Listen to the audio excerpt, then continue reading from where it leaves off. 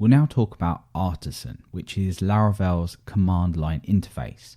Now this might be slightly different to what you're used to, but it's a really essential part of working with Laravel.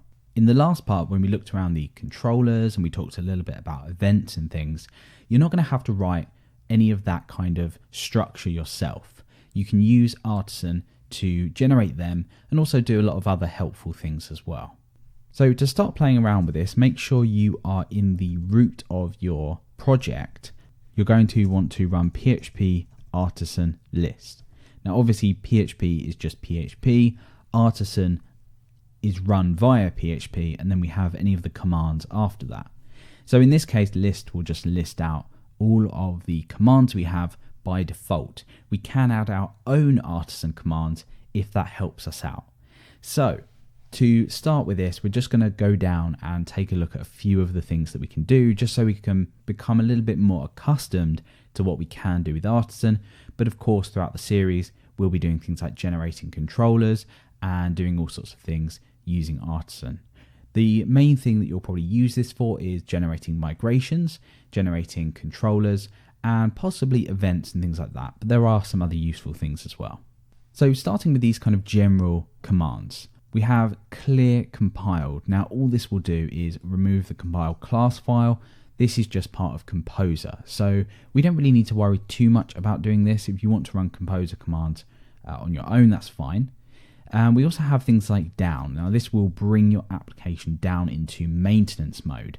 So this is useful if you are kind of working on something on your server, maybe upgrading. You can just run PHP Artisan down, nothing will work. A user will see a message, and then you can run PHP Artisan up. Now we also have serve, which will actually just run a very basic development server. So via PHP, that will create a server for you, and you can just start working. This is really useful if you're just kind of playing around, but obviously in this case, we've kind of installed Laravel properly onto a box. So list, we already know what this does. We also have env, which displays our current environment. In this case, this means whether it's local or production or anything like that. So let's just take a look at running a couple of these. So PHP Artisan down. So application is now in maintenance mode. Let's come over here and you can see be right back. So this is quite nice. And of course you can change this page as well. And if we just go and run something else like PHP Artisan env, you can see that we get local.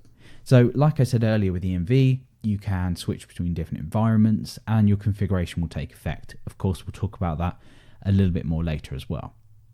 So of course, these kind of things are just kind of useful. You're not going to use them all the time. Let's just bring our application up as well so we don't forget. And let's go on now just to talk about some of the other things. So we've got app, which is setting the application namespace. We're going to look at that in just a moment as well. We have auth commands like flushing expired password reset tokens, which is pretty useful.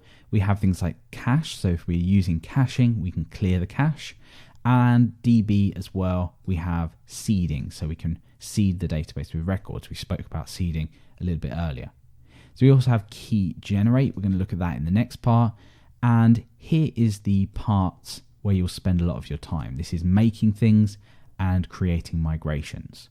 So here you can see we can make auth. Now, authentication within Laravel 5.2 is really easy to get set up with. All you need to run is PHP Artisan make auth.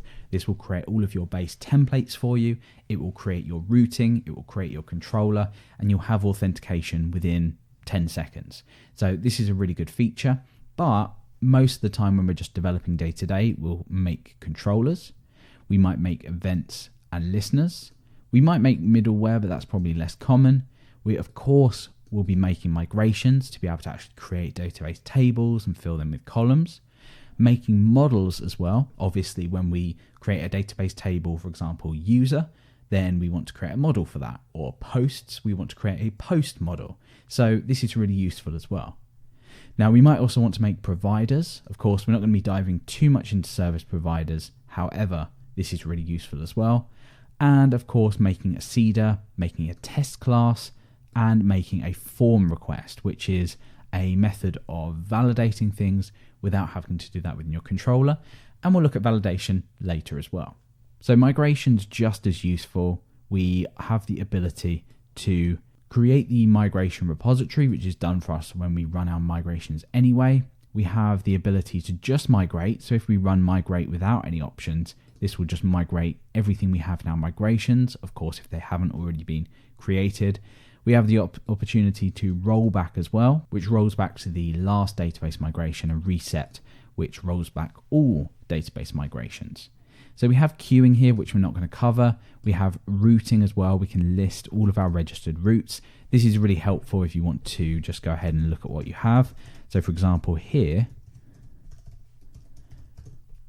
we see that we only have a /. We know that it's a closure because over in our routes file earlier, we saw that we have over in HTTP, this here with a closure, and then it just returns that welcome view. And of course, if that was a controller, it would tell you here as well. It would tell you if you had any middleware, and it would tell you if you had a name set as well. So let's just go ahead and list out our commands just to make sure we haven't forgotten anything. So we know about root. We can go ahead and clear the routing cache file. We can create a root cache file for faster root registration. We also have things like scheduling as well, which runs our console commands, which we haven't spoken about. But these are essentially just the ability to run commands with a single cron job. So you may have heard of cron jobs. Within a cron job, all you would do is run schedule run. And that would then, based on the times that you'd set each of your commands to run, would go ahead and run them. So it means that there's little server configuration. So there's quite a bit of stuff in here. And what I've spoken about may or may not make sense. It might be a little bit overwhelming, but really don't worry too much. All you really need to build an application is a few commands and the very basic concepts of Laravel to actually get things up and running. And then over time, you'll go ahead and you'll learn about each of these different things and how you can speed up your development, generate things very quickly. And of course, when you dive into more advanced concepts, you'll find these commands really helpful, so you don't have to keep writing code for events and listeners and jobs and console commands. So with that out of the way, we're going to look at two very simple things in the next couple of videos.